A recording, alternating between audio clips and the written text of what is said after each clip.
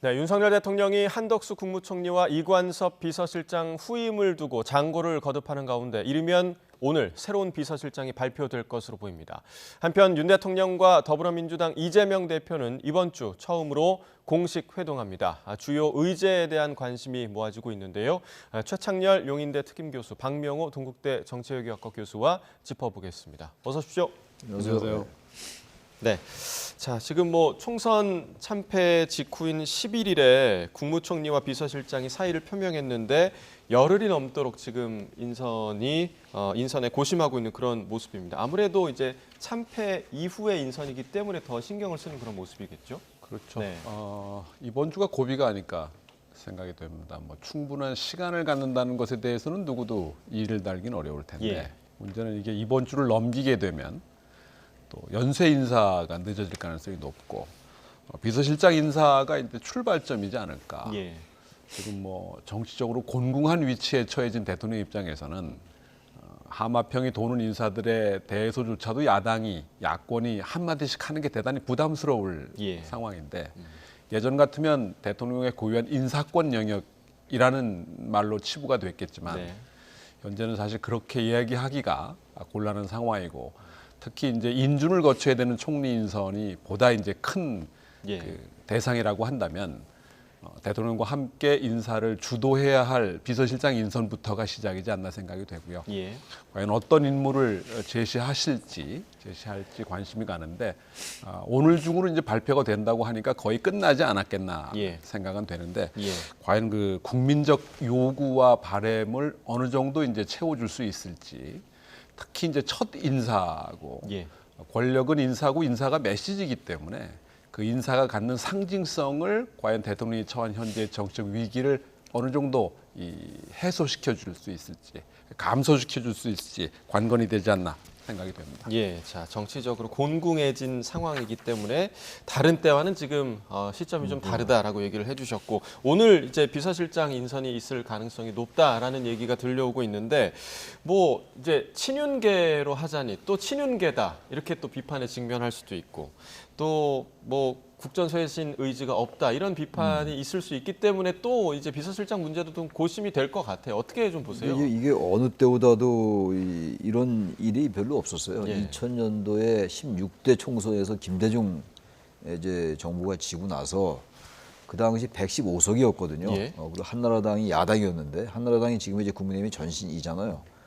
133대 115였어요. 예. 그때 이제 김대중 자민련이 27석인가 25석인가 그랬고. 근데 그때 김대중 대통령이 담화를 이제 나흘 만에 했고 이번에는 담화를 엿새 만에 했어요. 이번엔 예. 담화가 아니었죠.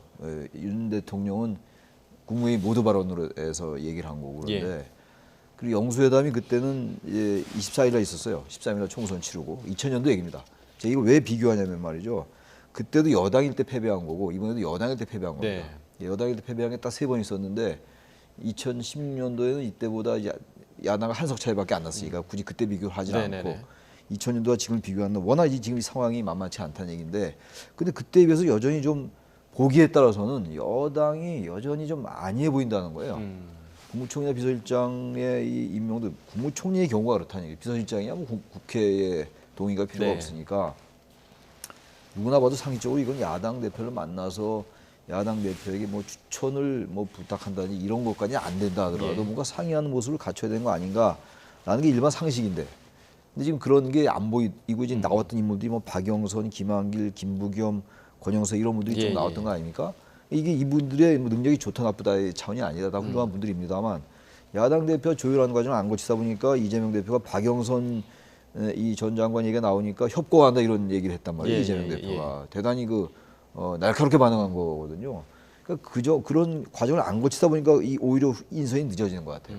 좀 야당 대표 얘기 좀 하면 비서실장도 물론 내 사람 내가 쓰는 거지만 비서실장이니까 그럼에도 불구하고 비서실장이 가는 우리 정치에서의 그 영향력이 있기 때문에 이런 부분 다 포함해서 이제 해야 된다는 거예요. 왜냐하면 이 대전제가 워낙 대패를 했기 때문에 이런 얘기를 하는 거예요. 예. 이 대패했다니 잠깐 빼니까 시간이 지나니까 이걸 또 잊어버리고 아니 왜 비서실장까지도 그렇게 이것저것 눈치를 봐야 돼? 라는 생각을 하는 것 같아요. 절대 그러면 안 된다는 거예요. 예. 워낙 졌기 때문에. 그래서 그런 부분에 인식이 아직도 좀 부족한 면이 있는 게 아닌가. 그렇지 않고 이렇게 모습이 물론 이제 이재명 대표가 전화했어요. 예. 19일 날 윤 대통령이 전화를 했습니다만 그것도 너무 늦었어요. 예. 아까 김대중 정부 때 했던 거에 비해서 그래서 그런 것들 때문에 좀 늦어지는 것 같은데 아무튼 금년간에 저 이번 주 안에는 적어도 야당 이재명 대표의 날짜는 빨리 픽스를 해서 정해서 네. 빨리 그 국민들에게 얘기를 해야 됩니다. 예. 네. 자, 비서실장도 이제 야당 대표와 이야기를 했어야 하는 거 아니냐라고 이제 교수님 얘기를 해주셨는데 사실 뭐 야당 대표 이재명 대표와 이번 주에 만난다고는 하지만 이재명 대표 만나기 전에 대통령이 홍준표 대구시장과 또 만남이 있었습니다. 근데 그 자리에서 뭐 비서실장으로는 장제원 의원 또 국무총리는 지금 말씀하셨습니다만 김한길 국민통합위원장을 추천했는데 또 저희 기사를 보면 비서실장 후보에 정진석 의원 또 원희룡 국토부 장관 이정현 전 의원 이런 분들이 거론되고 있거든요. 좀 어떤 방향이라고 좀 보십니까? 글쎄요, 아마 고심에 고심을 계속하지 않나 생각이 예. 되고요. 홍준표 시장과의 그 저녁 식사는 아마 일부 보도들에 따르면 일단 홍 시장한테 국무총리직을 제안했던 것 같고, 예. 홍 시장이 이제 그걸 거절하면서 대안으로 이제 김한길 총리, 장제원 비서실장을 예. 추천한 걸로 보도가 있었거든요. 예. 두 가지 포인트가 아닌가 생각이 됩니다. 이제 총선 후에 정치적 입지가 어려워진 대통령하고 예. 또 총선 이후에 새로운 어떻게 정책 지평을 열어야 할 홍준표 시장의 이해관계가 일시적일지 좀 더 갈지는 모르겠습니다만은 일치한 부분이 있다라고 하는 거. 예. 그게 윤석열 또 홍준표 소통으로 이제 표현이 됐고 또 홍준표 대구시장의 SNS를 통한 그 한동훈 공격 예. 또는 뭐 어떤 나름대로의 입장 제시 등이 이제 이어지는 것 같고 예. 반대쪽으로 보면 이제 대통령 입장에서 다양한 의견 수렴을 한다는 것은 바람직한 일이라고 생각을 예. 해요. 그런 면에서는 홍준표 시장뿐만 아니라 당내외에 걸친 다양한 그 인사들과 뭐 꼭 만나야 되는 건 아닐 수도 있거든요. 뭐 전화 통화도 얼마든지 가능하고 이런 게 익숙하지 않았던 게 문제라면 문제였던 것이지. 예. 그런 면에서는 그 영수회담도 사실은 그런 그 의견 수렴 과정에 또는 그 정책 조율 과정의 하나라고 본다면 예. 많을수록 좋지 않느냐. 이제 문제는 이제 결정을 해야 된다라고 하는 것인데 지금까지 언론에 나온 분들로는 그분들이 개인적인 능력이나 또는 신망이 없어서가 문제가 아니라 과연 이 시점에 적합한 것이냐라고 하는 부분. 그러니까 이제 인사라고 하는 것이 지금부터 어떤 일을 해야 하는데 초점을 도는 자리냐. 예. 자리마다 그 역할이 시점에 따라 다를 수밖에 없는 것이라고 한다면 그 것에 맞춰서 인사를 찾아야 되는 거였고 지금까지는 좀 문제가 됐던 건 사람을 놓고 자리를 찾아버리니까 이게 이제 엇박자가 날 수밖에 없는 거고 어울리지 않는 곳에 더 잘할 수 있는 분이 있는데도 불구하고 가지 않아도 될 만한 분들이 가는 게 이제 인사의 그 난맥상으로 연결된 것이 아닌가라고 한다면 순서가 잘못됐다고 그렇죠. 그러니까 판단하시는 이번의 거죠? 경우에는 특히 향후 비서실장의 역할이 뭐냐, 예. 향후 총리의 역할이 뭐냐라는 데 초점을 두고 거기에 부합하는 인물을 찾아야 된다라는 면에서는 아마 언론에 보도된 분들이 개인적인 능력과 신망이 없어서 또는 약해서 문제가 되는 게 아니라 그런 기준 또는 기대 또는 예상과 조금 못 미치는 거 아니냐. 예. 그러니까 좀 어울리지 않는 게 아니냐라는 데 초점이 있는 거라고 생각이 되거든요. 예. 그런 면에서는 과연 대통령이 그런 그 방향성에 대한 인식을 정확하게 하고 있는 것인지 여기에 대한 충분한 정보를 갖고 선택을 하고 있는 것인지 좀 주목되지 않나 생각이 됩니다. 네, 그러니까 시기와 역할을 보고 사람을 찾아야 된다라는 의견을 주셨고, 그러니까 결국에는 이번 주에 있을 영수회담에서 어떤 의제를 놓고 대통령과 야당 대표가 이야기를 나누냐 이 부분이 사실 되게 주목되는 부분인데 이 과정에서 이제 인선에 대한 논의가 있겠죠? 어떻게 좀 보세요? 아무래도 비서실장까지는 모르겠어요. 네네. 비서실장까지는 이재명 대표도 예의를 갖추겠죠. 대통령에게 비서실장 인선까지도 얘기를 하는 게 결렬한 생각을 할 거예요. 예. 반대로 윤석열 대통령은 비서실장까지 얘기를 할 수 있는 거죠. 그래서 비서실장 얘기가 있을지 모르겠습니다만 국무총리 얘기는 반드시 있을 것 같아요. 어떤 형태로든 간에 뭐 누가 얘기를 꺼내더라도 어느 분이 얘기를 꺼내더라도 얘기가 나오는 게 당연하다고 보고 그래야 예. 되고 이 비서실장 인선이 오늘쯤 발표한다고 그러잖아요. 이제 이미 정해진 것 같아요. 오늘 예. 발표한다고 아까 YTN 보도에 자막에 나오던가요? 그러던데 아무튼 비서실장은 지금 뭐 양정철 전 민주연구원장은 이제 이미 물 건너간 것 같고 예. 뭐 장제원, 정진석, 원희룡 이런 분들 얘기를 하는 것 같아요. 지금 뭐 두고 봐야지 알죠. 내가 아무튼 국민들 인식에 이 사람이면 저도 윤 대통령에게 대통령께 좀 싫은 소리 할 수 있겠구나. 싫은 소리라기보다도 있는 그대로의 목소리를 전달할 수 있겠구나. 예를 들어서 지난 총선 같은 경우에 150석도 가능합니다. 이런 얘기를 뭐 했는지 안 했는지 모르지만 예. 대통령 주변에서 저도 그런 얘기 적어도 안 하는 분이 있어야 되는 거죠. 그래서 지금 상황이 대단히 어렵다. 지금 예. 제가 봐도 보통 어려운 게 아니에요. 지금 윤 대통령의 입지 자체가. 예. 그래서 그런 것들을 정말 가감없이 얘기해 줄 수 있어야 돼요. 그래야 정권에서 살고 그리고 우리 대한민국 너무 어지러워지지 않는 거죠. 예. 이제 그런 걸 정확하게 인식시켜주는 그런 분이 비서실장이어야 돼요. 지금은. 네. 다른 때와 다른 거죠. 그게 네. 지금 아까 말씀하신 현재 시점에 비서실장의 역할이 그래야 된다는 거죠. 예. 그런 분들이 과연 그런 분이 오늘 이제 선정이 될지는 두고 봐야지 알겠습니다만 예. 아무튼간에 중요한 건 야당과의 소통입니다. 예. 좋으나 싫으나 야당은 지금 야당 연대 범야권 192석이고 제1야당만으로도 115석이란 말이에요. 이 상황을 이건 뭐 절대 가볍게 볼 수 있는 상황이 아니기 때문에 이런 얘기를 워낙 많이 들으면 이제 짜증 날 수도 있어요. 아니 그건 뭐 내가 지금 정권 잡았는데 예, 그리고 예. 108석이나 되는데 이렇게 인식한 순간 이제 얘기는 점점 어려워지는 거거든요. 그래서 그걸 부단하게 대통령께 그 인식의 그 현재 상황의 어떤 그 심각성, 위중성 이런 것들을 인식시켜준 사람, 그 사람 이래야 저는 비서실장과 국무총리 자격이 있다고 생각합니다. 네.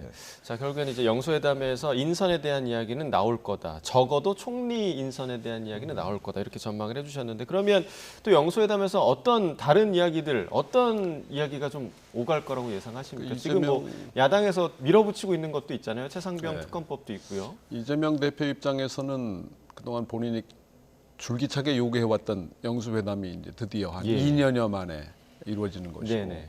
그러니까 윤 대통령이 정치적으로 공공한 위치에 처해졌다라고 하는 상징하는 몇 가지 장면들이 있을 터인데 그 중에 하나가 이번 영수회담의 윤석열, 이재명 회동 사진이 아닐까 생각이 되고요.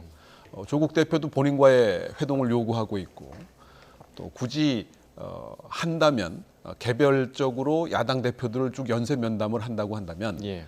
아마 어색한 만남, 좀 부담스러운 만남의 사진들이 나오게 될 거고 예. 또 아직은 뭐 거기까지 가지 않았습니다만 만약에 추미애 국회의장이라고 한다면 또한 아주 어색하고 부담스러운 장면들을 연출하게 될 텐데 예, 예. 그 첫 번째가 이제 이재명 대표와의 회동일 거고 직접 전화를 했다는 자체도 일단 큰 변화라고 볼 수 있을 예. 거겠지만 많이 늦었죠.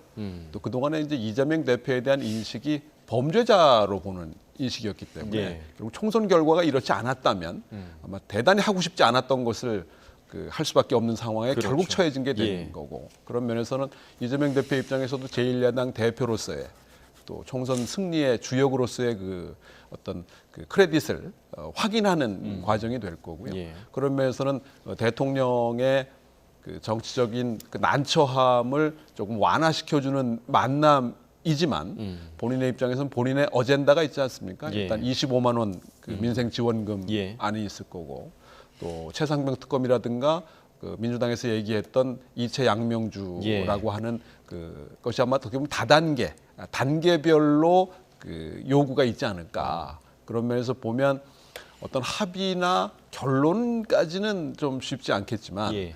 그 서로 간에 좀 주고받는 모습을 좀 보여야 될 텐데 그 과정에서 이제 하나가 아마 그 총리 인선 관련한 부분일 거고 네. 박영선 전 장관이 언급된 것도 야권 인사인데 어찌되었든 이재명 대표 입장에서는 콕 집어서 그 부분에 대해서 언급을 하기보다도 예. 전반적인 사안에 대한 아마 언급이 있지 않을까 생각이 되고요. 이재명의 어젠다를 분명히 하려 하지 않겠는가. 그래서 좀 더 나아간다면 일단 첫 관문은 최상병 특검이 될 가능성이 높지 않을까 예. 싶어요. 그다음에 예. 이제 김건희 여사 쪽에 관련된 사안들로 올라갈 텐데 이 최상병 특검권을 이 두 분의 만남에서 정치적으로 처리할 수 있을런지 다만 어떤 여지를 둘 수 있을런지 어느 한쪽이 100% 원하는 것을 다 얻어가기는 서로 어려운 상황이기 때문에 예. 각자에게 가장 중요한 것들 하나씩을 서로가 아마 좀 조정해내는 그런 정치적을 발휘해야 되지 않을까 예. 생각이 되는데 예. 이게 뭐 남북 정상회담보다도 어려운 만남이 돼가지고 수시로 원래 있었어야 되고 뭐 전화 통화도 사실은 수시로 있었어야 예. 되는데 여야 원내대표 회담도 그렇고 예. 이걸 굳이 회담이라고 불러야 될 것인지조차도 전 사실 의문스럽긴 한데 예. 원래 자주 만나도록 되어야 됐었던 사안들 아닌가. 그런 면에서 좀 늦었지만 좋은 결과를 내야 되는데 또 과연 현실적으로 그런 결과가 가능할지 예. 좀 걱정되는 부분도 없지 않아 있습니다. 예. 자, 남북 정상회담보다 좀 어려운 만남이 이번 주에 네. 이루어지는 거다라고 콕 집어서 얘기를 해주셨는데 조금 전에 이제 최 교수님도 네. 이재명 대표가 대통령에게 그래도 최소한의 예의는 갖출 것이다라고 물론 그럴 얘기를 거예요. 해주셨는데 네. 그런데 이제 그 의제 중에 지금 방금 얘기해주신 이채 양명주 같은 그런 의제는 특히나 뭐 김건희 여사 관련된 그런 주제라든가 이런 민감한 부분이 있잖아요. 이런 부분도 좀 논의가 될 거라고 보세요? 어떻게 보십니까? 논의가 전 그렇게 본격적으로 되지 않을 것 같아요. 그렇게 하지 않을 겁니다. 아마 예. 이재명 대표가 만약에 지금 김건희 여사 특검법 관련, 김건희 여사 관련 특검이라든지 예. 최상병 특검권 얘기를 꺼낼 수 있을 것 같아요. 예. 근데 지금 아까 하신 뭐 이채 양명주라는 거, 이태원 참사 특별법, 뭐 최상병 건, 예. 뭐 양평 고속도로 건 이거 다 얘기할 수는 없는 거예요. 예, 예. 그렇게 해서는 제가 볼 때 그렇게 해서 풀릴 수가 없어요. 현실이 그런 게 아니기 때문에 단지 그 중에서 이제 최상병 특검이라든지 민생 회복 지원금 25만 원 얘기 나올 수 있어요. 그건 민생과 관련된 것이기 때문에 단지 이제 여기에 대해서 윤 대통령과 이재명 대표의 생각이 다를 수가 있죠. 이건 조율해 나가면 되는 거예요. 예. 그다음에 여야 정책 협의체 얘기 많이 나왔던 거였잖아요. 김대중 그 이회창 총재 회동을 또 얘기하는데 그 2000년도 4월 24일 날 열렸거든요. 그리고 나서 또 6월 달에 또 의학 분업에 대해서 또 영수회담을 또 가졌어요. 김대중, 이회창 이 두 분이. 그러니까 이제 민생회복지원금 이런 얘기도 이제 여야정에서 또 논의하면 돼요. 그러니까 이런 것도 모든 거를 지금 윤 대통령과 이재명 대표 두 분이 만나면서 해결한다. 그건 예. 어려운 얘기예요. 그렇죠. 예. 그렇게 하면 제일 좋겠는데 예. 그렇게 어렵습니다. 정상회담 같은 경우는 한꺼번에 쫙 풀기 위해서 이제 국가 간 정상회담 합니다만 이건 그렇게 할 수 없는 거고. 그러나 분명한 거는 윤 대통령의 상당 부분 국민들이 보기에 느끼기에 우리 대통령이 바뀌고 있구나. 변할 수 있구나라고 인식을 심어주는 건 대단히 중요하다. 예. 이번 회동에서 완전하게 전부 완전히 바뀌었다는 걸 보여주지 않더라도 정말 국정 운영의 방식이 바뀌겠구나. 그리고 이른바 당정 관계도 이제 상당히 변화가 있겠구나라고 인식만 시켜주면 그건 성공이다. 예. 그러면 지지율의 상승으로 이어질 거예요. 지지율이 상승되면 여당의 숫자가 아무리 적어도 충분히 할 수 있습니다. 여야가. 예. 결국 지지율을 보고 하는 게 민주주의 국가의 정치이기 때문에 네. 그것이 아마 이번 정상회담의 단초가 돼야 되고 여건으로서 말이죠. 그 부분을 이제 빨리 하기 위해서는 이제 정상회담 날짜 정상이야. 네. 아까 정상회담 얘기하는 게 영수회담. 정말 헷갈리는데 예. 빨리 날짜 잡아야 돼요. 예, 24일 얘기 나오니까 이제 예, 부인했잖아요. 빨리 이제 적어도 이번 주에 날짜 발표해야 되지 않겠는가 생각이 듭니다. 네. 자, 그 이제 영수회담이 이제 성사됐다라는 소식에 대해서 조국 혁신당의 조국 대표 나도 만나야 한다. 이제 이런 얘기를 전했거든요. 그 전에도 대통령과 단독으로 만나서 할 말이 있다. 이런 얘기도 했었는데 어떤 할 말일까요? 할 얘기가 엄청 많겠죠. 예. 뭐 그동안에 쌓인 게 많았을 테니까 개인적인 것이든 공적인 것이든 얘기가 많았을 텐데 조국 대표뿐만 아니라 이준석 대표도 원내 교섭단체 기준으로 하면 뭐 이재명 대표의 민주당이 끝이겠지만 예. 현실적인 의미로 보면 조국 대표와 이준석 대표와의 개별 회동도 하는 게 적절하지 않나. 그러니까 이제 정치인들이기 때문에 예. 뭐 정치라는 게 여러 정의가 있을 수 있지만 가장 만나고 싶지 않은 사람, 네. 가장 보고 싶지 않은 사람과 만나는 게 어떻게 보면 정치일 수 예. 있거든요. 예. 그런 면에서 보면 대통령 변화를 상징하는 여러 계기 중에 하나가 인사고 예. 아마 이런 만남이라고 한다면 상당한 진전을 이루지 않을까. 물론 이번 국회가 특히 이 개인적인 그 뭐 원한 관계라고까지 하긴 그렇지만 예. 그 구원이 좀 있는 분들 간의 그 어색한 만남들이 많을 그러니까요. 국회거든요. 예. 그 상징 중에 하나들이 이제 이재명, 윤석열, 이제 윤석열, 조국, 또 윤석열, 이준석 만남이지 않을까 생각이 공교롭게도 되는데 모든 당 대표가 지금 참 껄끄러운 인사들. 대통령 입장에서 보면 가장 부담스럽고 예. 가장 안 봤으면 하는 분들일 가능성이 예. 높은데 그럼에도 불구하고 뭔가 그 공통점을 찾아내고 돌파구를 만들어내는 게 정치의 역할이라고 한다면 예. 검사 리더십으로서는 안 만나는 게 맞을 거예요. 아마 죄인들일 거고 네. 그렇겠지만 지금은 정치의 영역에 들어와 있기 때문에 불가피하지 않나 생각이 되고 그런 면에선 의제가 없더라도 또는 구체적인 합의나 어떤 결과를 만들어내기는 불가능하다 하더라도 대통령이 그 개별 면담을 하는 장면을 보여주는 것만으로도 예. 대통령에 상당히 정치적으로 그 도움이 되지 않겠나. 예. 대신 이걸 이제 감수해낼 수 있을까, 견뎌낼 수 있을까 예. 하는 거는 좀 다른 문제지만 하는 게 정치적으로는 적절하다. 네. 그래서 비서실장이 되는 분이 어떻게 보면 그것부터 먼저 그 조율해내는 게 그 상징성이 크지 않을까 생각합니다. 예, 이번 주에 있을 영수회담이 이제 어떤 장면이 나올지를 좀 주목해봐야 할 것 같고 야권 얘기를 좀 해보면 지금 민주당과 조국혁신당의 관계, 그러니까 사실 총선 전부터 조국혁신당 바람이 불 때부터 이 두 당의 관계가 총선 이후에 어떻게 될 것이냐 이 부분이 주목됐었는데 지금 저희 리포트에서도 약간의 분위기 변화가 감지되고 있다, 서로 좀 선을 긋고 있다 이런 말들이 좀 나오고 있거든요. 이 두 당의 관계 어떻게 좀 가고 있는 걸까요? 일단 같은 제 선상에서 주장할 건 많이 있을 거예요. 예. 이제 두 분 다 이제 이재명 대표나 조국 대표나 사법 리스크가 있는 분들이잖아요. 있는 당 대표들이고 그런 점에서 이제 동병상련의 심정이 있을 겁니다 아마. 특히 뭐 검찰 개혁이라든지 이런 부분들. 근데 똑같이 가기는 어려울 거예요. 예. 기본적으로 이재명 대표나 조국 대표는 아무래도 다음 차기 대선을 생각한다고 보는 게 상식이고 예. 상식적이라면은 어차피 경쟁 관계가 될 수가 있으니까 경쟁적 협력 관계일 겁니다. 협력적 경쟁 관계 또는 경쟁적 협력 관계인데 상당한 긴장과 견제 관계가 형성될 수 있어요. 만약에 이 조국 대표의 지지율이 올라간다면 대선 주자로서의 지지율이 올라간다면 이재명 대표는 상당히 긴장할 수밖에 없는 상황이고 지금 제일 관건이 그거예요. 지금 12석이잖아요, 조국 대표가. 예. 근데 지금 8석 있으면 원내 교섭단체가 된단 말이에요. 원내 교섭단체가 되면 여러 가지 이제 본회의도 그렇고 상임위원회도 그렇고 이슈나 현안에 대해서 목소리 낼 수가 있는 네. 자리가 마련되는 거니까 예. 원내 교섭단체 형성하냐 안 하냐는 대단히 중요해요. 네. 우리 한국 정치에서. 근데 다른 몇 석은 이제 할 수 있을 것 같아요. 진보당이나 사회민주당이나 이런 이제 더불어민주연합에 있던 이제 예. 군소정당들. 예. 근데 문제 이제 민주당이 과연 이른바 의원을 공급할 수 있을 것인가? 뭐 의원 꺼주라는 표현들을 하는데 예. 의원을 과연 공급할 수 있을지가 핵심인데 전 처음에는 의원을 충분히 이제 그 좋은 건 아닙니다. 무조건 좋지 않은 거예요. 의원을 꺼준다든지 이런 네. 것들은. 그럼에도 불구하고 그런 일이 일어날 수 있다고 생각했는데 지금 저도 조금 생각이 그렇지 않을 수도 있겠다. 네. 만약 원내 교섭단체까지 완전히 만들어주면 말이죠. 조국 대표가 너무 클 수 있어요. 이재명 대표 입장에서 볼 때. 아마 그래서 그 부분은 상당히 신중하지 않을까. 게다가 의원을 뭔가 다른 정당에다가 자신들의 정치 목적으로 꽂으면은 그 자체가 비난을 받을 소지가 꽤 예. 커요. 예. 그런 명분도 별로 없고 실도 별로 없다면 그렇게 하지 않을 가능성이 있다는 생각이 들어서 예. 지금은 이제 비슷한 걸 주장할 수 있다 하더라도 상당히 그 어떤 강경 여부도 그렇고 이제 이 조국 대표는 대단히 강경하게 나갈 겁니다. 선명성 네. 있게. 이분이 요새 제가 다니면서 보니까 프랭카드도 그렇게 썼더라고요. 단호하고 신속하게 헌신하겠습니다. 이렇게 썼더라고요. 예. 단호하고 신속하게.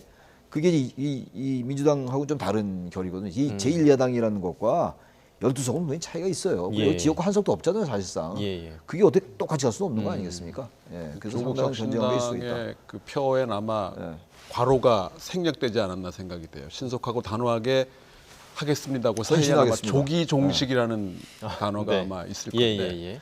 사실 민주당의 정치개혁 공약이었거든요. 그러니까 의원 꿔주기는 불가능할 거고 국민적으로 용납하기 어려운 방법일 테니까 그러려면 이제 원내교섭단체 기준을 하향 조정하는 건데 민주당의 공약이기도 했습니다. 이번 총선에서 물론 이재명 대표와 민주당이 정치개혁과 관련해서 뭐 공식적으로 7번 약속한 걸 지키지 않았던 전력이 있기 때문에 이 공약도 과연 지키겠느냐라는 의심을 받기에 충분하고 또 지금 분위기 봐서는 거의 지킬 의향이 없는 것처럼 예. 보여지는 상황이기 때문에 두 분의 만남도 아직 없었다고 하는 것이 앞서 언급했던 만남들이 좀 어색한 만남이었다면 예. 이건 상당히 서로 부담스러운 만남, 특히 한 분에게는 네. 대단히 부담스러운 만남이 될 가능성이 높아서 예.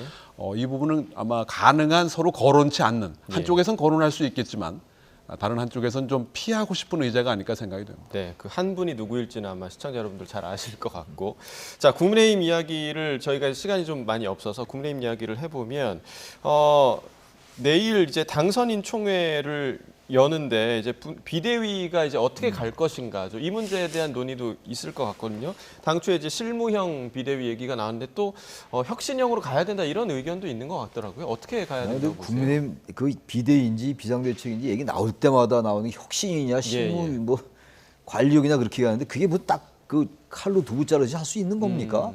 일단은 선거에 대패를 했기 때문에 국민들에게 비대위가 됐건 뭐 전당대회에서 새로운 지도부가 출범하건 간에 뭔가 국민의힘이 바뀌는 문화를 보여주면 돼요. 예. 그게 혁신형이 됐건 관리형이 됐건 그게 딱 뭐 있습니까? 관리형, 혁신형이라는 게 무슨 구분이 없는 거잖아요. 예.